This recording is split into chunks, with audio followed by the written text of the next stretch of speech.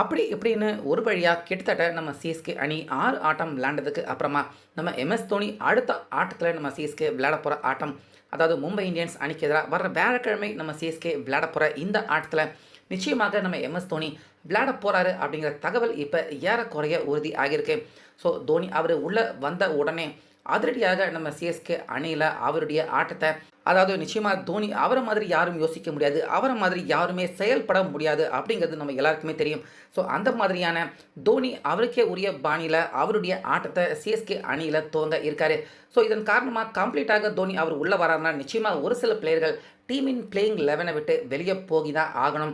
அந்த லிஸ்ட்டில் பார்த்தீங்கன்னா கிட்டத்தட்ட 4 மாற்றங்கள் சிஎஸ்கே அணியில் இதுக்கு முன்னாடி ருத்ராஜ் அவர் கேப்டன்சி பண்ணிக்கிட்டு இருக்கப்ப இருந்த டீமை விட கிட்டத்தட்ட 4 மாற்றங்களை நம்ம தோனி அவர் உள்ளே வராரு, சிஎஸ்கே அணியில் மாற்றத்தை கொண்டு வராரு.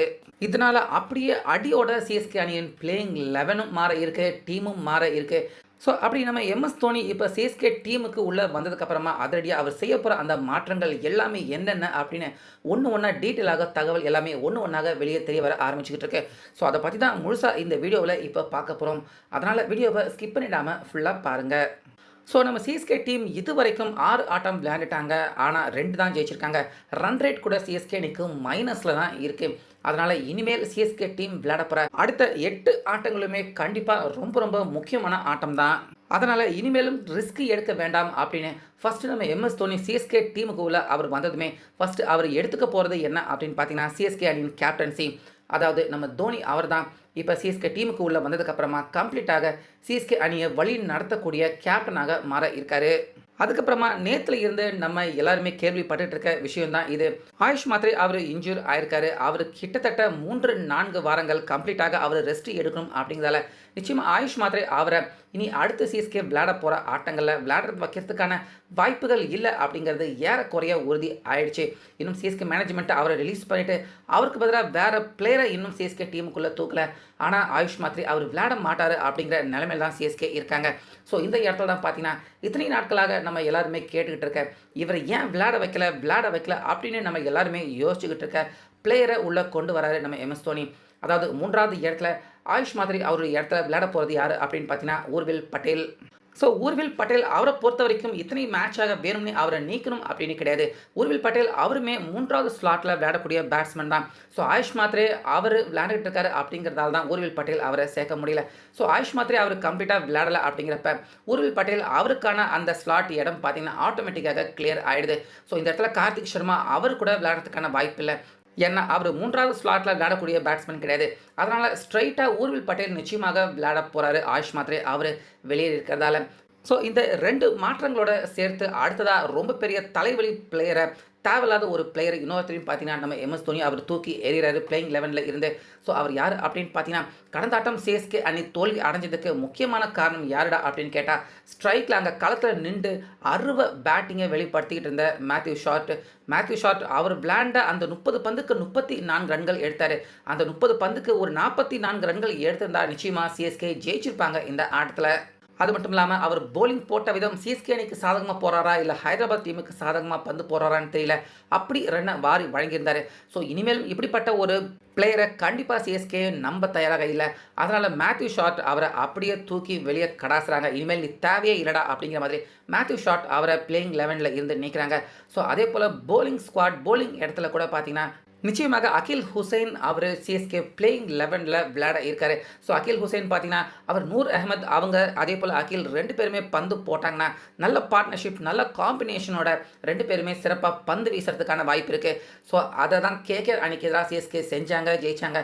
ஆனால் ருத்ராஜ் ஹைதராபாத் கிரவுண்ட் ஸ்பின்னருக்கான கிரவுண்ட் இல்லை அப்படின்னு தேவையில்லாமல் அகில் ஹுசைன் அவரை நீக்கிற தவறான முடிவை எடுத்ததால் சிஎஸ்கே அணி இந்த ஆட்டத்தில் தோல்வி அடைய வேண்டிய நிலைமை ஏற்பட்டுடுச்சு ஹைதராபாத் டீமுக்கு எதிராக.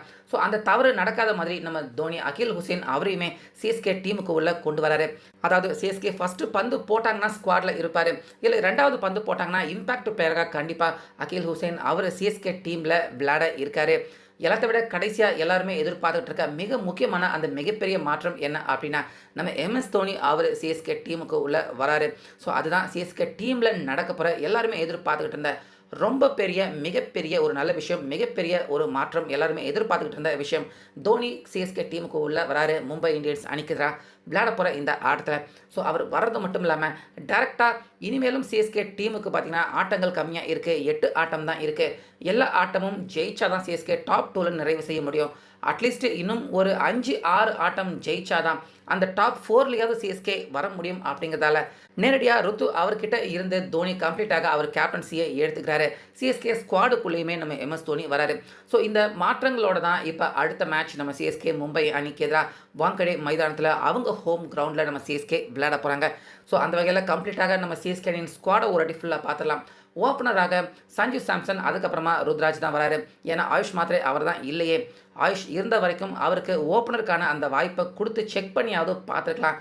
ஆனால் அதற்கான வாய்ப்பை கடைசி வரைக்கும் தரல ருத்து. அதனால் இப்போ வேறு சான்ஸ் இல்லை. நம்ம சஞ்சு சாம்சன், ருத்ராஜ் 2 பேருமே தான் ஓப்பனராக வராங்க.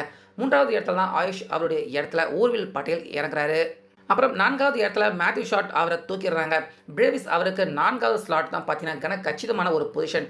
அப்போ இறங்கினா மட்டும்தான் பிரேவிஸ் அவராலையுமே சிறப்பாக பேட்டிங் பண்ண முடியும். அதனால் கண்டிப்பாக 4வது இடத்துல பிரேவிஸ் அவர் தான் வரப்போகிறாரு.